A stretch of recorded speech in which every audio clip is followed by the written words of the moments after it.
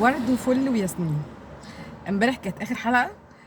شكرا لكل صناع العمل. المسلسل حلو قوي بصراحه، وكل الممثلين هايلين: احمد عبد الوهاب، سما مبارك، فدوى عابد، وليد فواز اللي احنا كنا فاكرينه هيكون شرير بس الحمد لله طلع قلبه طيب.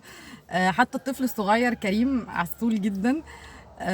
الدكتور طبعا محمد مرزبان، انا وانا بفتح الفيديو كنت ناوي اقول ربنا يشفيه، لكن للاسف قريت خبر وفاته فربنا يرحمه ويغفر له.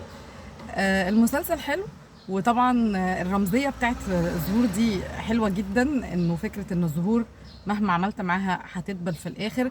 واختيار ورده البنفسج رمزيه الالهام، لان ورده البنفسج عمرها قصير. فدي كانت رمزيه حلوه. بس اللي ضايقني في المسلسل، ومتهيألي كل التعليقات اللي انا شايفاها على السوشيال ميديا في النهايه بتاعتها، النهايه بتاعتها يعني انتوا عملتوا لنا اللقطه الاخيره اللي الهام بتموت فيها، بعد كده على طول لطش على طول كده طارق اتجوز وخلف.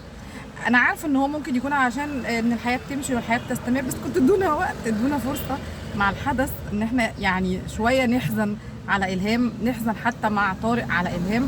احنا ما خدناش الفرصه دي، احنا على طول لطش كده لقينا بعد ما الهام ماتت انه طارق متجوز ومخلف.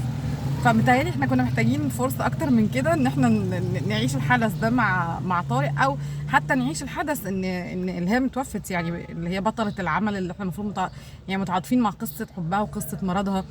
فما خدناش فرصتنا، بس ما خدناش فرصتنا، لكن العمل حلو جدا. في حاجة كمان نقطة، مش عارفة بقى المؤلف قاصد إن هو يعملها ولا لأ، إن هو ما قالناش إن طارق متواصل مع أهل إلهام بعد ما توفت، ما يعرفش حاجة عن كريم.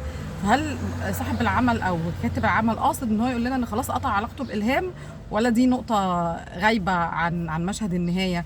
احنا كمشاهدين بقى احنا كنا متعلقين بأسرة الهام وبكريم وبكده، فكان لازم يورونا حتى كريم في المدرسة، كريم مع باباه مبسوط، يعني كان لازم يورونا الجانب بتاع إلهام وأهلها وابنها كريم، نعرف بس الدنيا حصلت معاه ايه، يعني يبقى في مشهد نهاية مع أهل إلهام.